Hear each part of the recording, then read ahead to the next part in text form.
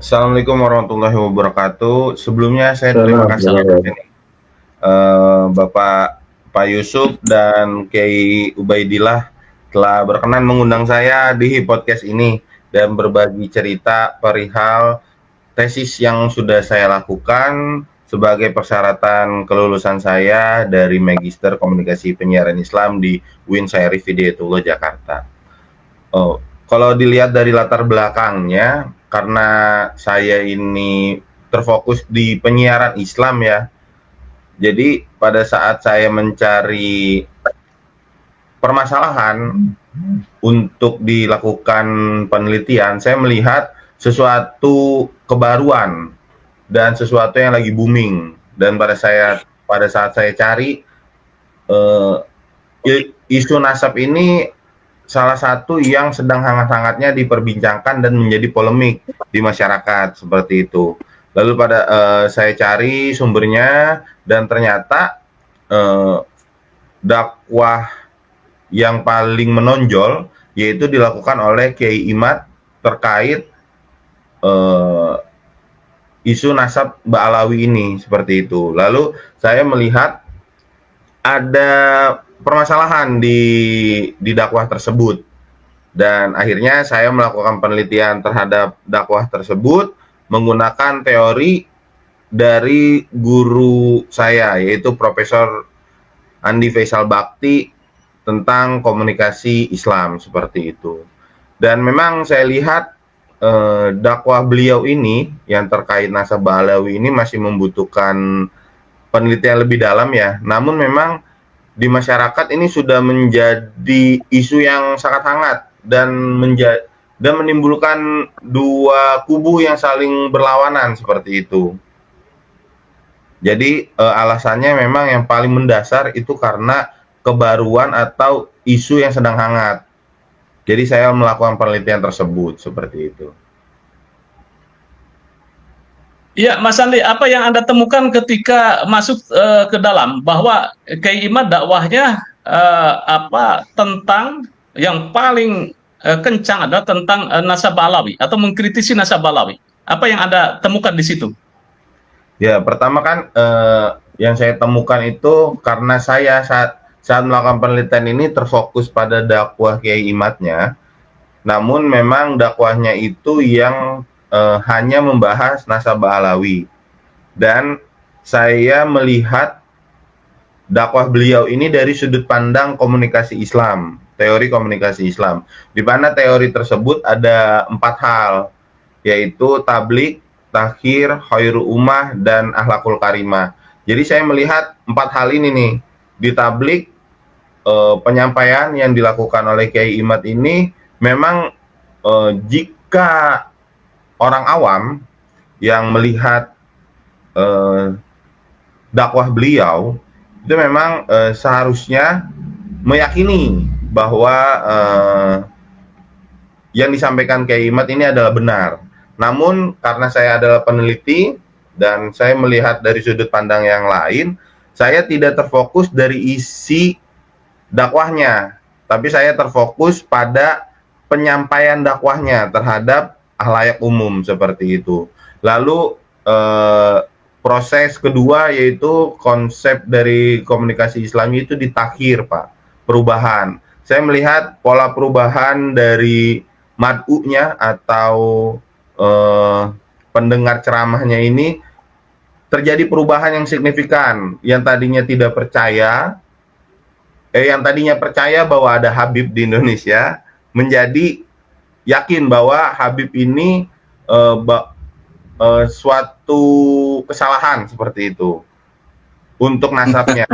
Memang Kiai Imad ini yang saya perhatikan dari dakwah beliau, memang beliau sebenarnya tidak terfokus terhadap gelarnya, Pak. Tidak terfokus pada gelarnya yang saya perhatikan, tapi terfokus pada oknum-oknum yang memanfaatkan gelar kehabiban tersebut. Walaupun sebenarnya gelar tersebut belum tentu benar, belum tentu ada seperti itu. Memang Kiai Imad menyebut beberapa oknum, tapi tidak boleh saya sebutkan. dan yang menjadi masalah itu pada saat oknum-oknum tersebut menganggap dirinya lebih suci daripada kiai-kiai yang ada di Nusantara seperti itu. Nah, saya terfokus di sana seperti itu. Jadi saya melihat, oh iya benar juga ini menurut Kiai Imad, karena oknum-oknum ini sepertinya ada suatu kesalahan. Dia menganggap dirinya lebih baik daripada ulama-ulama di Indonesia, namun akhlaknya yang ditunjukkan di masyarakat tidak seperti akhlakul karimah Rasulullah Shallallahu Alaihi Wasallam. Seperti itu, Pak. Itu yang saya temukan dari 2 poin konsep dari tablik dan takhir pada penelitian saya. Oke, baik. Jadi yang Anda temukan bahwa dari orang yang tadinya percaya bahwa Habib itu adalah zuriyah Nabi, kemudian setelah mendengar ceramah-ceramah atau dakwah Kiai Imad di YouTube itu, Anda menemukan bahwa banyak yang berbalik badan atau tidak Iya, lagi mempercayai bahwa Habaib itu adalah zuriyah Nabi atau benar, nasabnya tidak tersambung. Oke, benar. baik. Sebelum pertanyaan lebih lanjut, Mas Sandy, apa respondennya ini langsung narasumbernya langsung wawancara Kiai Imad, kemudian juga narasumber yang lain, dan Iya, memang melakukan wawancara langsung dengan Kiai Imad. iya, saya melakukan wawancara langsung dengan Kiai Imad dengan pertanyaan kenapa Kiai Imad melakukan penelitian ini dan dampak apa yang sudah dirasakan oleh Kiai Imad. Lalu saya melakukan wawancara dengan santri Kiai Imad di Pompesnya, seperti itu melalui Zoom juga. Lalu saya karena ini saya melakukan penelitiannya di YouTube, jadi saya lebih banyak memperhatikan eh, traffic komentar-komentar di YouTube-nya seperti itu. Memang ada beberapa yang mendukung, tapi ada juga yang mencela Kiai Imad seperti itu. Karena kan terfokus penelitian saya ini di YouTube. Oke, jadi Anda risetnya adalah dakwah-dakwah Kiai Imad tentang nasab di YouTube, dan Benar, tapi dengan Kiai Imad wawancara langsung kan, ya? benar, Langsung wawancara. benar, Nah, benar. dari pandangan Mas Sandy, bagaimana menurut Anda itu sosok Kiai Imad itu setelah Anda wawancarai? Ya, beliau Kiai Imad adalah orang yang sangat berilmu dan memang beliau pada saat melakukan penelitian tentang nasab Ba'alawi ini memang sangat mendalam ya, dan banyak referensi-referensi yang beliau cantumkan di tesisnya. Jadi tidak asal ngomong kalau kata kebanyakan orang ya. Dia benar-benar berilmu dan melakukan penelitian tersebut secara mendalam seperti itu. Dan kalau dilihat dari background beliau adalah seorang pemimpin pondok pesantren, memang ini adalah kalau beliau mengatakan ini adalah kebenaran yang lambat laun akan terbukti seperti itu. Kalau dia menyampaikannya seperti itu, memang butuh proses. Ya, di sini saya membaca bahwa ada temuan-temuan eh, temuan-temuan tentang narasumber yang lain. Tetapi apakah Anda tanyakan bahwa apa sebetulnya tujuan dakwah Kiai Imad dengan fokus beberapa tahun yang lalu itu tentang membongkar tentang nasab Balawi atau nasab Habaib?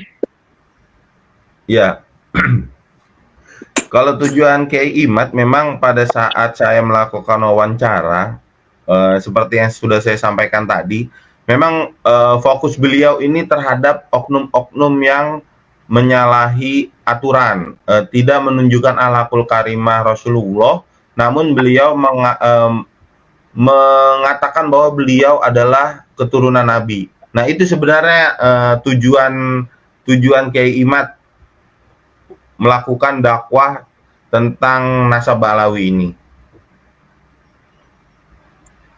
Ya, baik. Mas Sandy, selain aktor utama yaitu Kiai Imad, tentu ada responden yang lain, apakah Benar. ustadz atau pendengar. Nah, sampling yang Anda wawancara itu berapa orang dan apa saja yang paling Anda temukan di situ?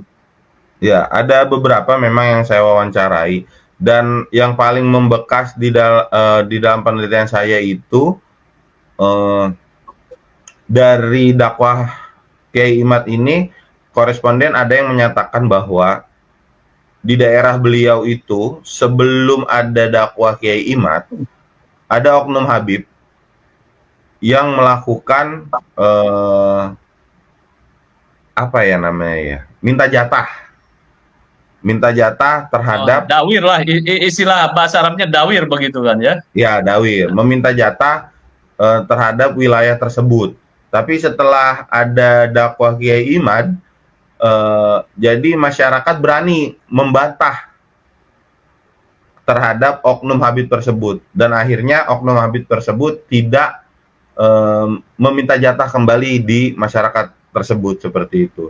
Jadi saya melihat sebegitu sebegitu bahayanya oknum-oknum yang mengatasnamakan Habib tersebut seperti itu.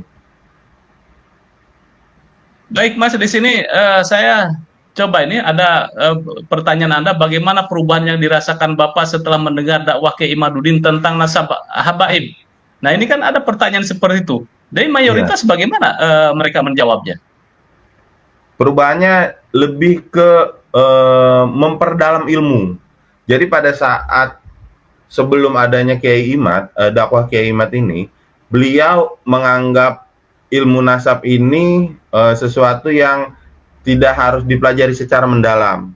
Tapi pada saat ada dakwah beliau, menimbulkan ketertarikan yang lebih dalam dan akhirnya koresponden-koresponden yang saya wawancarai lebih mendalam kembali mencari data-data tentang nasab-nasab Rasulullah di Indonesia seperti itu.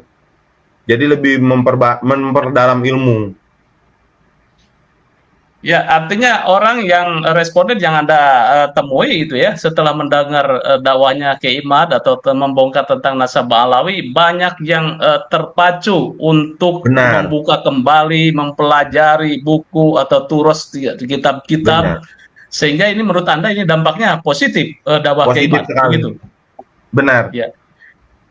Nah, menurut Mas Hendy, sejauh yang di riset, apakah dakwah tentang nasab yang digagas oleh Kiai Imad itu berhasil atau tidak lewat media sosial ini?